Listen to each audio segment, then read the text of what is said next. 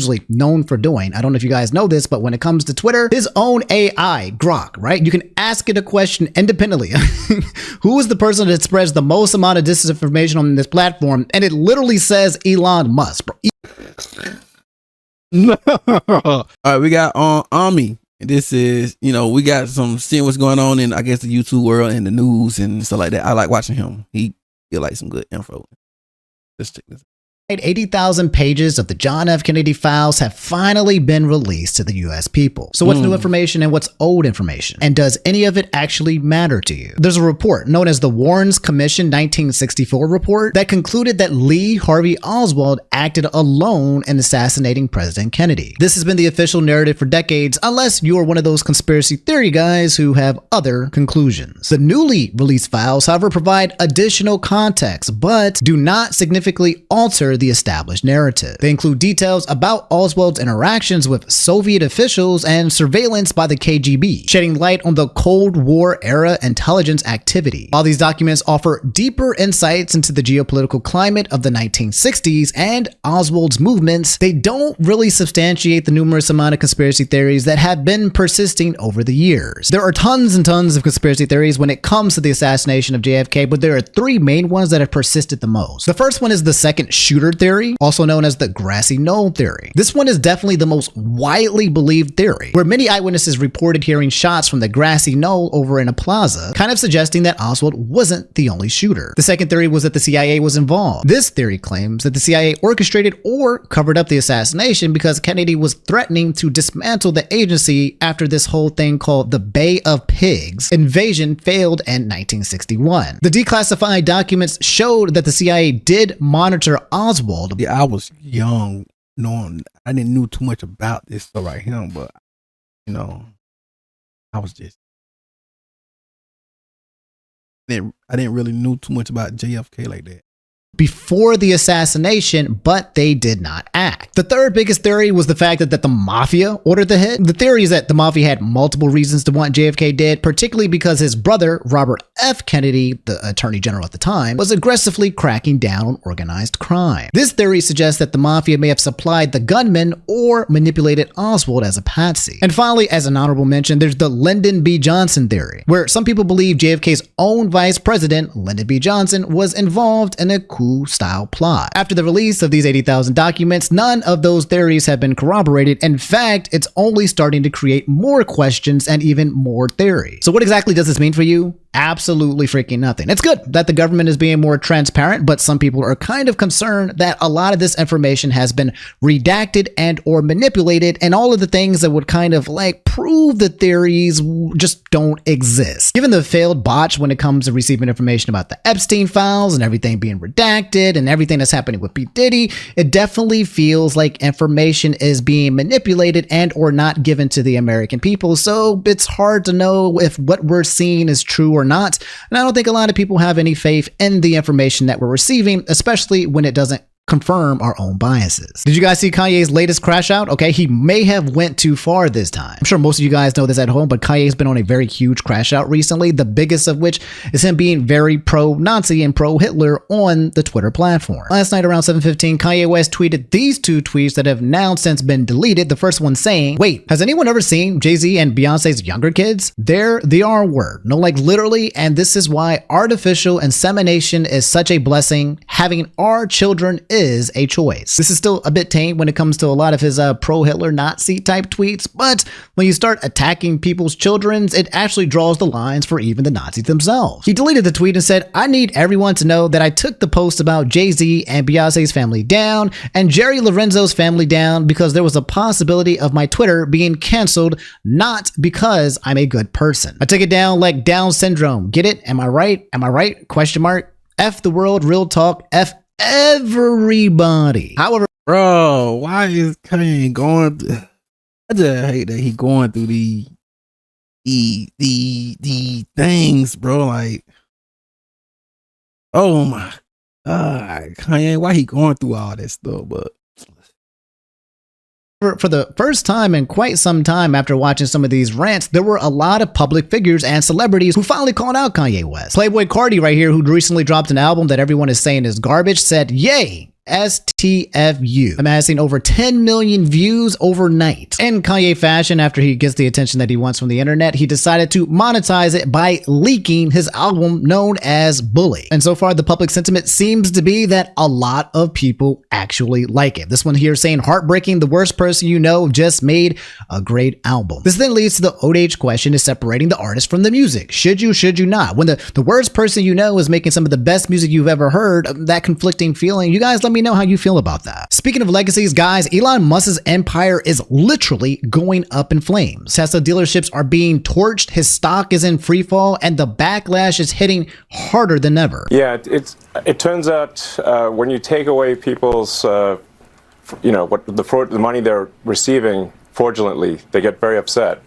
and they basically want to kill me because I'm stopping their fraud, and they want to hurt Tesla because we're stopping this terrible waste and corruption in the government. And well, I guess they're bad people. Bad people will do bad things. Yes, very, very articulate, Elon Musk. I have to ask, why? Why do I see people like, I woke up this morning and saw that Teslas were put ablaze in one of your dealerships in Vegas. I've seen this happen all over the country. Bullets are being fired, charging stations are put ablaze, Teslas are being put ablaze. You have experienced assassination, threats of assassination for you and your family. What have you done that warrants this? Because I see nothing that you have done except help our country. Yeah, I mean, it's really come as quite a shock to me that there's this level of really hatred and violence from the left. I always thought the left, or Democrats, were supposed to be the party of empathy, the party of caring, and yet they're burning down cars, they're firebombing dealerships, they're firing bullets into dealerships, they're just smashing up Teslas. Tesla is a peaceful company. We've never done anything harmful. I've never done anything harmful. I've only done productive things. So I think we're just... I'm more of a doing the center though, so I'm like, bro, oh, man, they always... If it ain't the left, then the right. If it ain't the right, then the left, man. I just be looking at both sides, bro. Have a deranged... there's some kind of mental illness thing going on here, because this doesn't make any sense. Yeah, so do I say it? There's a lot to unpack here, okay? But one of the very common tactics that a lot of leaders do to basically subdue their opponents is to call them names. So saying that they have mental illness, and this is the reason why. So simply saying things like there's no reason why that anybody would do this clearly either is him lying, which he's usually known for doing. I don't know if you guys know this, but when it comes to Twitter, his own AI, Grok, right? You can ask it a question independently. Who is the person that spreads the most amount of disinformation on this platform? And it literally says Elon Musk, bro. No. Oh my God, brother. Crazy, bro. Brute Grok, okay, basically saying that he is one of the leading people of spreading misinformation. But it's the number one, I will spread you the most misinformation, and I'm gonna let you use your head canon to interpret that. As you guys know, Elon Musk is but is not in charge of DOGE, the Department of Government Efficiency. He's also responsible for the firings of tens of thousands of people, almost getting close to 100,000 people, which has led to the dismantling of many government agencies now, in the past, and also going into the future. He said he's looking for fraud and he's just getting rid of waste. And so when hundreds of thousands of people are hearing that they are being called waste, that is probably going to ignite some type of backlash. The way I see it, okay, this is just human nature. If you take the food away from enough people's plates, okay, and leave them with nothing, they will retaliate. That's not even to suggest that the people who got their food taken away are the ones that are retaliating. But also it's very clear that he's painting the agenda that this is still a left versus right thing, okay? In order to get more and more support from the right, we have to say that the people who did this was on the left, so the people on the right can feel more invigorated and more energized. In my opinion, I think it's it's completely disingenuous for Elon Musk to pretend that he doesn't know why people are doing what they're doing. And to only skew your behavior as only good and not having any kind of criticism, in my opinion, that's the part that becomes ingenuous. This is not me, by the way, supporting the burning of the Tesla dealerships, okay, or supporting the arson or supporting the violence, okay? I don't like to support violence of any kind, so this is not me co-signing it. This is me simply saying I can see why humans would react in this way because, again, when you take something from them and you put them and box them in the corner, then a lot of people are going to do their best to retaliate what appears to be you being the person taking the food from them. Anyway, my comment aside, okay, you guys probably know this, but Trump has deemed any kind of attacks on Tesla as domestic terrorism, okay? So if they find out the people who are doing this, they're going to get charged to the umpteenth degree, okay? They're going to get them out of there, or they're going to do something really bad to these people. They might even send them to Guantanamo Bay. I forgot to bring this up, but he had tweeted and said, "My companies make great products that people love, and I've never physically hurt anyone. So why the hate and violence against me? Question mark. Because I am a deadly threat to the woke mind parasite and the humans it controls." That's the answer. Okay? He's never done anything to physically hurt anyone, is what he's saying, and that it is the threat of the woke mind parasite. That is what is currently targeting him at the moment. Again, I don't think it's that deep. I think it's just the narrative that's being spun to continue to kind of like enforce what it is he's already doing and get more allies on his side. But quite literally, I think it's just... Yeah, I mean, that was a given, but you know, it is, like I said, hey, yo, I'm always doing this. I gotta look at both sides, bro. Objective. I think there are both Republicans and Democrats who are a part of this situation who are feeling like they're getting their food removed from them, their resources taken away from them, and they're retaliating. I don't even think this is a left versus right thing, but they will always try to figure out a way. Yeah, that's what I'm saying. I don't think it's left versus right, but you know, I'm doing this soon. I just, you know, that's why I just like, let me just stay back and just watch all this stuff goes on.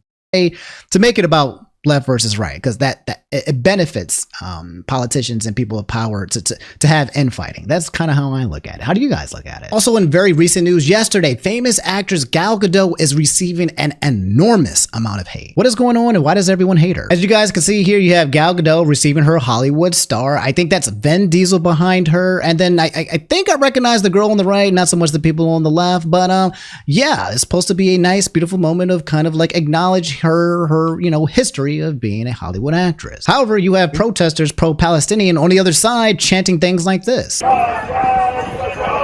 Oh wait, is she the voice actor of this? Her?